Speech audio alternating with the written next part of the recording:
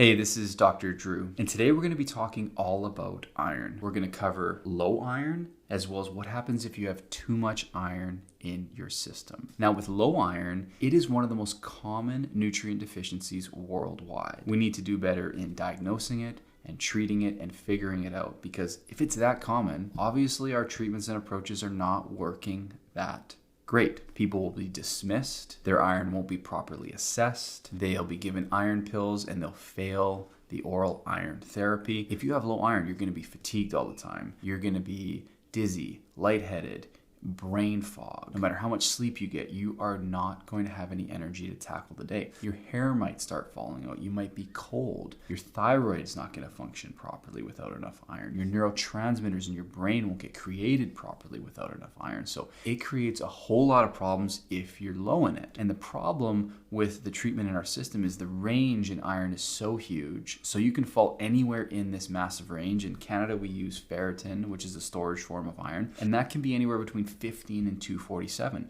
So you could be at 20 and you're still in range, but that's not very good because you have this reference range of 15 to 247. But what we really should focus on is the optimal range, which is more like 80 to 100. And when I get my female patients closer to that 80, they start to get their lives back.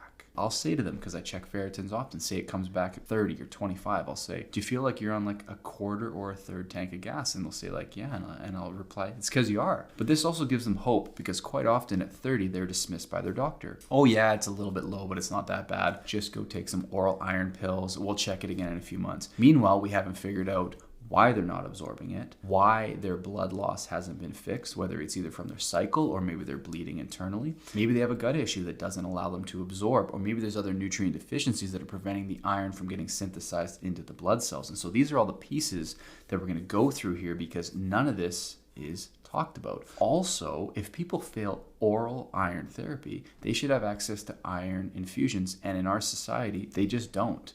Unless your ferritin is like 5 or less, or you have 1 foot in the grave, they will not send you for an iron infusion. And it's just unbelievable. It drives me nuts. So the top 4 things I see with low iron, first one's pretty straightforward. You're just not eating enough. You're not consuming enough high iron or iron-rich foods. If you're on a vegan or a vegetarian diet, or you're mostly plant-based, I can almost assure you you're probably not getting enough iron, because the iron you get from plants is called non-heme iron, which means it doesn't absorb that well. You need transporters and various things that assist the absorption through the gut lining, but it's not that efficient.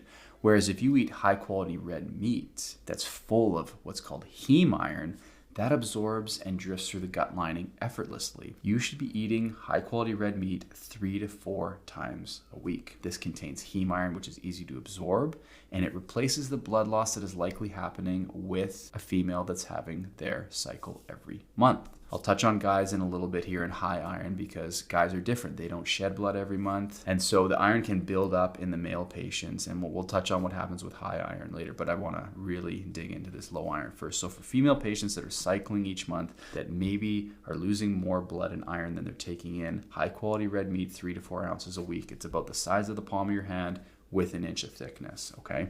Also, a lot of the oral iron pills that people are given, because again, if you're low in iron and you're not getting enough, we could hit it from multiple angles. We could do the food, we could then do oral iron. Now, the problem with most oral iron is it's either going to cause gut pain or it's constipating, which means people eventually just stop taking it. And something only is going to work if you can do it consistently. So if you can't consistently take iron for several weeks and months, you're never going to get that number up. And if it's causing you gut rot and constipation, I don't blame you, because most of the iron stuff available on the market is not very stomach friendly. However, there are a lot of products out there that are stomach friendly. And so it's about finding one. You got to find one that has, again, easy to absorb iron in the right dose with the cofactors, vitamin C and vitamin B, to actually help it absorb. This is super important. I also, as a third sort of prong approach for this, so we're going to do the high quality red meat, and then we'll also add the easy to absorb iron pill, and then I like to give desiccated liver capsules. Now, desiccated liver capsules, what this is it's powderized liver. So it's a food-based form that you can take with meals. And desiccated liver is a rich source of iron and copper and a whole bunch of other nutrients, B vitamins, a little bit of protein. Most people are not going to eat the liver, but it is like nature's multivitamin when it comes to a low iron case. And so if you're trying to get those levels up, that's the 3-prong approach. High quality red meat, an easy to absorb gut-friendly iron, and then the desiccated liver capsules. Now the desiccated liver capsules, because it's food-based, you can take it with food. The iron supplements need to be taken at bedtime. And this is another reason sometimes people are just not absorbing their iron. They're taking their iron pills with their food, and they have like calcium and magnesium and all these other nutrients that bind up with the iron, and then it doesn't get absorbed. So you got to take it away from food, preferably at bedtime. Another big thing that can tie up iron absorption is tea. If you drink black tea, the tannins are the active constituent in the tea. They bind with the iron. You're not going to absorb the iron. So make sure that you're not making some of these common mistakes. Number 2 is copper deficiency. Now I already touched on the fact that you can get copper from liver. It's mostly found in organ meats and meats to a lesser extent, but copper in general is something people don't get a lot of. And if you're not eating animal proteins, copper intake could be very low. Also, there's a big push these days to take a lot of zinc for your immune system and your hormone system, which is great. I recommend that all the time. But the charge on zinc and the charge on copper is a 2+ for any of you that took chemistry. So with that said, if you take a ton of zinc, you can bump out your copper and vice versa. Hard to take a lot of copper unless you really try to, but it's easy to overdo the zinc. And then if you're not getting organ meats and high quality meats, your copper intake's probably low.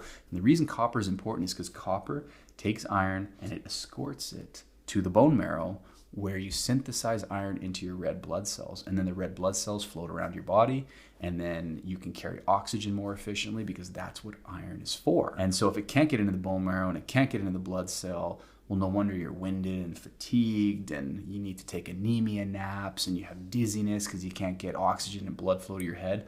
That's what's happening. So really look at the copper intake. If you have any supplements coming in that have it, desiccated liver capsules are a good option unless you're going to get some organ meats in the mix.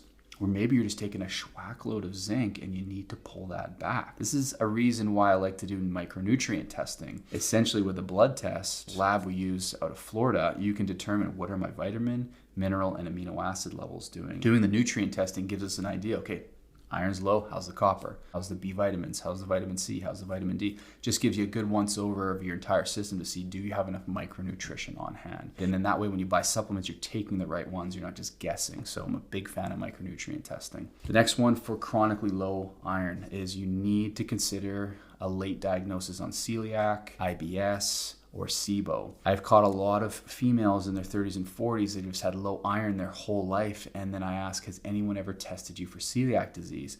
Send them for the test. What do you know? It's an adult onset celiac. So it wasn't diagnosed as a kid or teens. They don't have violent or extreme reactions to gluten, but guess what? They're celiac. So every time they eat gluten, the brush border of your intestines that gives you a lot of surface area to absorb stuff, it flattens out. And now you don't have a lot of surface area to absorb your nutrients. When you consume gluten in your celiac, the brush border of the proximal or first part of your small intestine, that's where you absorb iron, it's totally flattened out. And so you can eat all the iron in the world, all the meat in the world, all the iron pills, all the desiccated liver capsules. But if your brush border is flat because you're getting gluten exposure all the time in your celiac, there's no way you'll ever be able to fix that iron. So in these cases, I have found that we get them off gluten. We maybe send them for an iron infusion to get their ferritin from like 10 up to 100.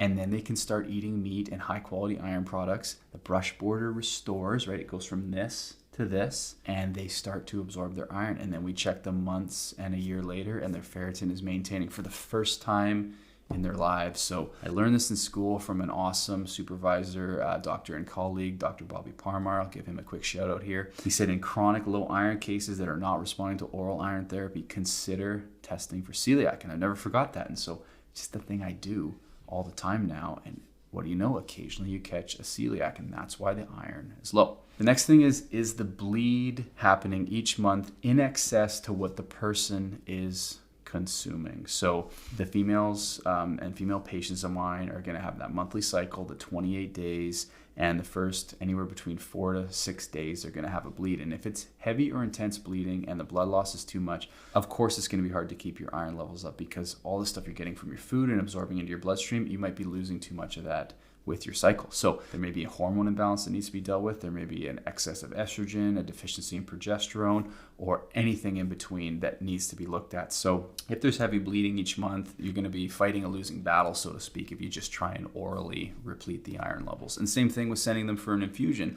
If the blood loss is just going to exceed what you gave them, eventually that will cause a leak, and then you'll be back to where you started. So you always have to address the hormones. And if that hasn't been looked at or dealt with, that is a high priority in a case like this as well too. Okay, so sending them for a Dutch chest or a really in-depth urine test to see, okay, what's going on with all the estrogens, what's happening with the liver detox, what's the progesterone look like, etc. And getting that all balanced can be critical to fixing these low iron cases as well. Okay, so those are the main ones you have to go through when the iron is low.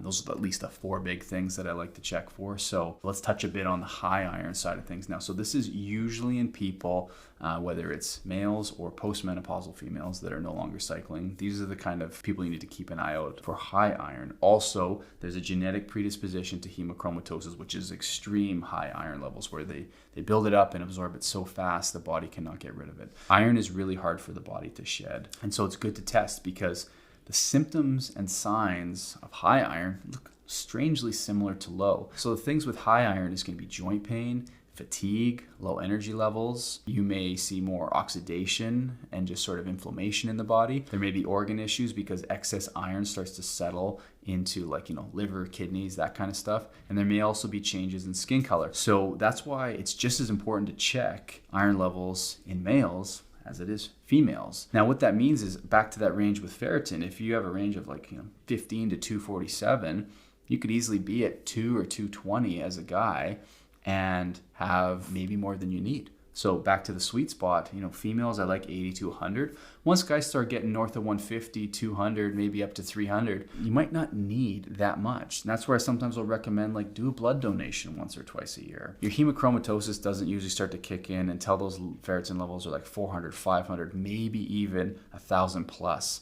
Doctors don't get too excited, but let me tell you, by the time you're up to 1,000, you got way more than you need. So why not just keep it in that optimal spot? And the cool thing with blood donations, it's an easy way to dump iron, toxins, hormones, metabolic byproducts. It's just another way to just sort of rid the system of stuff that your body's trying so hard to get rid of. And what happens with excess iron is it cranks out free radicals through the Fenton reaction. This is why they sometimes hypothesize that males have more heart attacks than females, because high iron floating through your body, generating all those free radicals, is very hard on the cardiovascular system. And so decades and decades of that for no reason can sometimes trigger and precipitate some of these problems that guys deal with. So really important, whether you're a guy or girl, check your iron levels, get them into that range of 80 to 100. Go through that checklist if you're a female and you've been struggling with low iron your whole life. Bring up some of these things to your doctor. Hey, what about celiac? Hey, what about copper? Maybe I should eat more red meat, because the media demonizes it like crazy. Most doctors have no training in nutrition.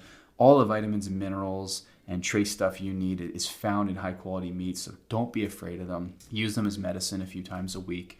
And then for the guys, also check your iron in case it's maybe too high. You might just have to do some donations. And also if there's a hemochromatosis, you have to do regular phlebotomies to actually reduce the levels out. And so lots of strategies to consider here for a case like this. But remember, high and low iron look strangely similar, and the treatments are quite different, as you can tell. So, okay, if you're dealing with anemia, if you're dealing with low iron, if you have any questions or comments, definitely drop them below. And if you need help, please reach out. And as always, thank you for watching.